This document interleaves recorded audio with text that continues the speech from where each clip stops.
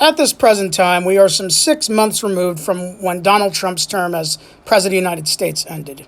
Over the past 4 years, liberals, mainstream media institutions, and academia have been scrambling nonstop in their attacks on Trump and his voter base, filled with a plethora of endless accusations and allegations relative to why people should have wanted to put Trump into office in the first place.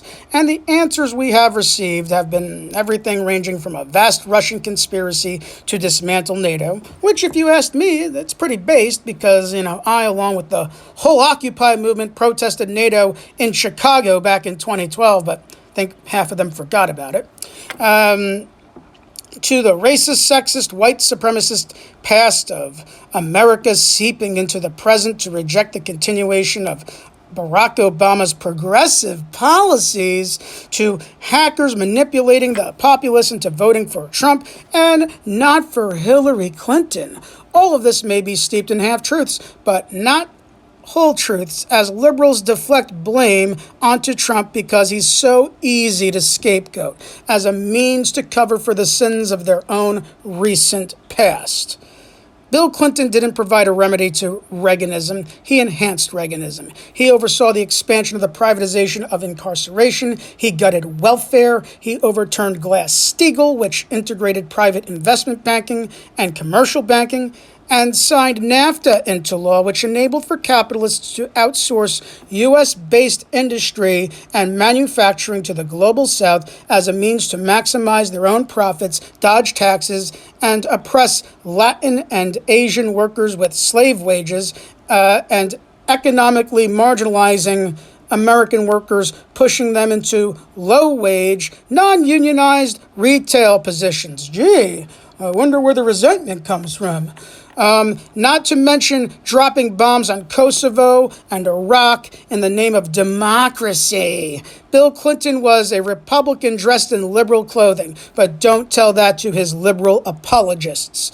In 2008, Barack Obama, our first president of African descent, was elected. Hope and change. Hope and change. Remember that? Yeah. I'm going to be different than George W. Bush. I'm going to end the wars, close Gitmo, and get America back on track. Yeah, different he was indeed. Different as in signing off on a bigger bailout in the form of the American Recovery and Reinvestment Act, only 4 months removed from TARP. Different in expanding the war on terror at the behest of the Clinton-led State Department, launching a disastrous regime change into socialist Libya. Yeah, some socialist Barack Obama turned out to be right-wingers. Yeah, a socialist bombing another socialist country. Gee, I wonder if there's a short circuit going on up in there. And not to mention, in a quiet partnership with the enemy, Al-Qaeda, permanently destabilizing Libya up until this time, aiding the Saudi government to facilitate a genocide in Yemen, meddling in Syria, maintaining the presence of armed forces in Afghanistan, and ending the Iraq War via transitioning combat operations from the military onto the shoulders of American private military contractors. He was different in creating a government-mandated health care program which handcuffed Americans to private insurance providers via a poorly run website, be it at that, instead of creating a state-run single-payer system. Yeah, he was different in allowing Arctic drilling to happen for 7 years of his presidency. Drill, baby, drill. Well, until it's politically convenient not to do so anymore. How about spying on, suppressing, and co-opting both Occupy Wall Street and Black Lives Matter, demanding for revolutionary bottom-up change instead of top-down concessions from progressive politicians? Lastly, he was different in drawing up a free trade agreement called the TPP, which would potentially make multinational corporations immune from international or national prosecution. Yeah, Obama was so inspiring, so different, and worlds better from George W. Bush, in doing exactly the same things that Bush would have done with far more charm and charisma. Hey, remember Obama even kept Robert Gates on his staff for like a few years. Yeah, the Bush defense secretary after Rumsfeld. Remember? Yeah. No, you don't. Oh, never mind that Gitmo was never closed down, and never mind that Main Street USA never recovered from the 2008 recession. Only Wall Street did. Which takes us to 2016 and to Hillary Clinton.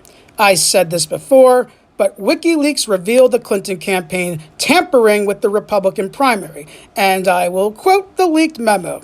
We need to be elevating the Pied Piper candidates so that they are leaders of the pack and tell the press to take them seriously. Our hope is that the goal of a potential Hillary Rodham Clinton campaign and the Democratic National Committee would be one and the same, to make whomever the Republicans nominate unpalatable to a majority of the electorate. Pied Piper candidates include, but aren't limited to, Ted Cruz, Donald Trump, and Ben Carson. Most of the more established candidates will want to focus on building a winning general election coalition. The Pied Pipers of the field will mitigate this to a degree, but more will need to be done on certain candidates to undermine their credibility among our coalition, communities of color, millennials, and women, and independent voters. Let me say this bluntly. It wasn't Russia that elevated Donald Trump. It was the Democratic National Committee who elevated him to be controlled opposition for Hillary Clinton to beat in the 2016 election, which to their dismay horrifically backfired. Hillary, backed by multinational corporations, was running a campaign based on retaining the same standard operational procedure that was in place since Reagan was in office, with more diverse and female inclusion. Trump, at Steve Bannon's direction, pulled a Bonapartist move, ran against TPP and NAFTA, ending overseas interventions, calling neoliberalism socialism. Neoliberalism is socialism, which it is not. Employing the Southern strategy, stoking the racial anxiety of Caucasian middle America, nerve-wracked by industrial outsourcing and fearing that they will be displaced by immigrant labor.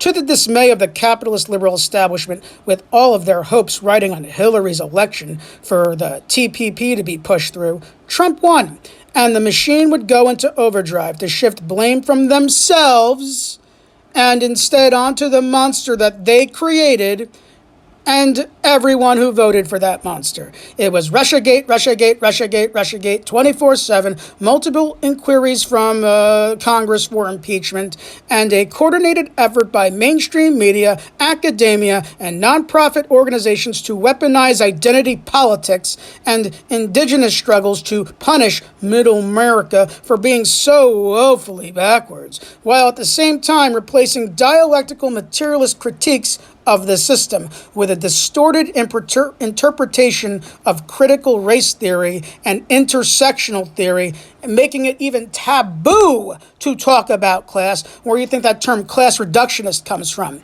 to be applied beyond the parameters of academia and into the spheres of the mainstream, Hollywood, sports, all that sort of stuff. The American left, which consumed this 1% capitalist poison that liberals spoon-fed them, were weaponized to attack cultural institutions and middle America by wake of woke imperialism.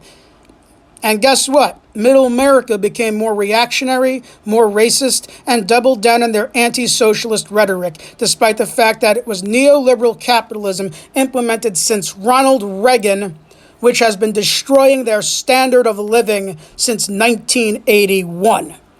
And how convenient that a global crisis such as a totally natural pandemic would just so happen in a contentious re-election year in the heart of the neoliberal corporate empire, where Trump, who froze TPP, remember, is president, where finance, tech, media, academia, nonprofits, and the Democratic Party machine worked overtime to use this totally non-coincidental health emergency as a method to justify shutting down the global economy, isolate people, suppress all public gatherings, kill travel, except for the ultra-rich, of course, permanently closing hundreds of thousands of small businesses, destroy careers, including yours truly, make people distrustful of one another, label anyone who questioned what was going on as a racist and or some nutty conspiracy theorist, and make life absolutely miserable for everybody, all in the name of the greater good, giving the public stimulus crumbs while giving Wall Street a $1 trillion bailout, since what's good for Wall Street is for the greater good, right? And maybe, just maybe, convince middle America that Donald Trump, who was not supposed to be president in 2016, should no longer be president, whether they like it or not. And here we are today, the most divided we've been since the Civil War. What do liberals, progressives, and leftists continue to do? At the direction of the Democratic Party and the NGOs and academia, they continue to double down on woke imperialism, labeling all Trump voters as white supremacists and Nazis, continue to be obsessed over January 6th as if it were some coup on an oligarchy that calls itself a democracy, and as if the Democratic Party has been completely innocent of any wrongdoing since Reagan got into office, going so far to even embrace the Bush and Reagan gang, which have caused far more death and far more suffering for the LGBTQ, BIPOC, and the Global South than Donald Trump ever did, despite continuing their policies, having been at the very source of all the problems that we face today. And on the flip side, you have middle Americans who think neoliberalism is being orchestrated by China and not the 1%, who think liberal-backed academia and nonprofits force-feeding them cancel culture is dialectical materialism, when you know and I know it damn sure isn't, while being led astray by the imbecilic Marjorie Taylor Greene, who embraces both anti-Semitic QAnon theories and Israel at the same time, and led astray by perverted crypto-fascist alt-right libertarians who believe in this utterly false ideology of do nothing at all government, championed by the likes of Mitch McConnell, being able to solve the problems that a do everything for the rich government does.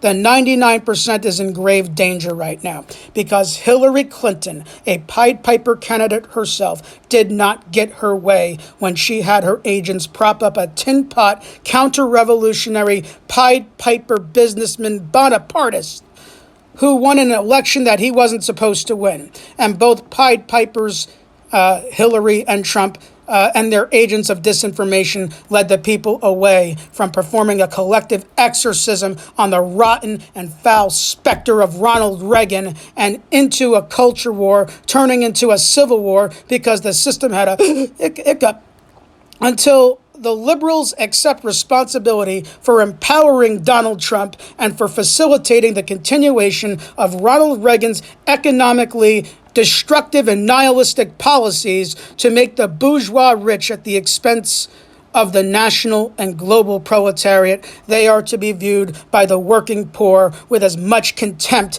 as the contempt that the liberals have for the monster of their own creation. Without economic justice, there can be no social justice. And we want our economic justice that you have stolen from us. Get with the program, liberals, because a red wave is coming, and it's not the GOP red either. This is Comrade Pella, signing off.